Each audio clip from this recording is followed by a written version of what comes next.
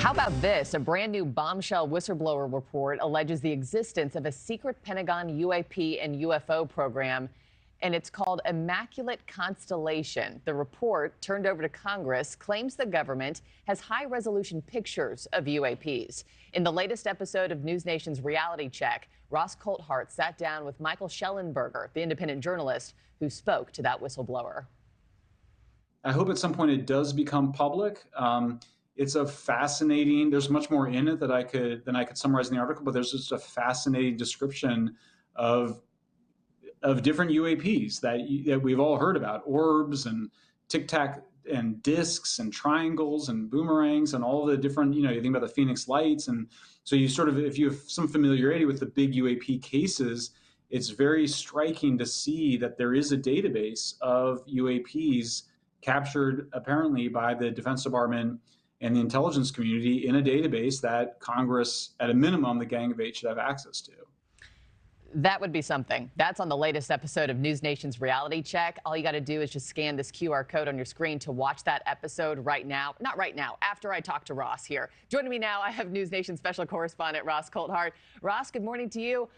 Give us more. What more do we know about the whistleblower and this Immaculate Constellation program? Well, good morning, Marky. And firstly, it's multiple whistleblowers that are backing this account. I'm aware of allegations that this particular whistleblower has gone to Congress and given this evidence in a report.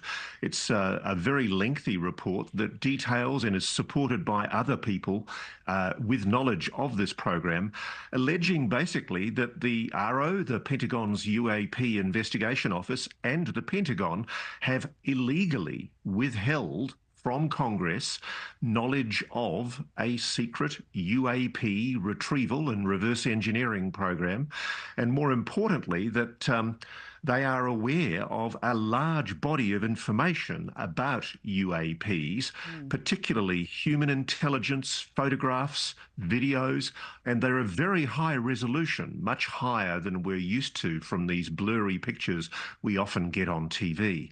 And I think the key incident that's the most extraordinary is there are allegations made in the report that one of the top-line fighters in the US, the F-22 Raptor, was actually boxed in by as many as 3 to 6 orbs and forced out of an airspace area. The other thing, Ross, that caught my eye because I was reading Schellenberger's piece was also that a former intelligence official, maybe it's also another one of the whistleblowers, I'm not sure, confirmed the existence of this program, but adding that it's run out of the Secretary of Defense office, and also warning that whoever even talks about it is put on government radar and is put in the danger zone. That's ominous, Ross.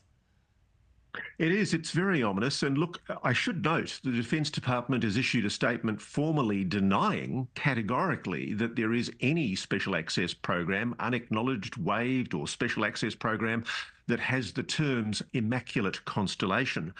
But frankly, there are multiple sources backing Schellenberger's story, and he's sticking to a story and saying he knows he's right. So really, it's a matter for the Pentagon now, because they're going to be questioned. There's going to be hearings in the Congress. People are going to be deposed and asked questions. And if they have lied, there's going to be a reckoning. Do you feel like where there's smoke, there's fire, Ross? And what would be the harm if a program does exist? What would be the harm for the government coming out and saying, we actually do have a department that looks at unidentified objects for national security purposes? I don't get it. Such a good question. I, for the life of me, Marky, do not understand why we cannot be told what I strongly believe is the case, that the United States is in possession of non-human technology. Because like Mr. Schellenberger, I've been hearing the same stories from people inside the legacy program. And I think it's time for both presidential candidates to maybe think about fessing up and telling the truth to the public for once in a while. Yeah, I think a lot of people, a lot of Americans want more proof in the pudding here, if you will.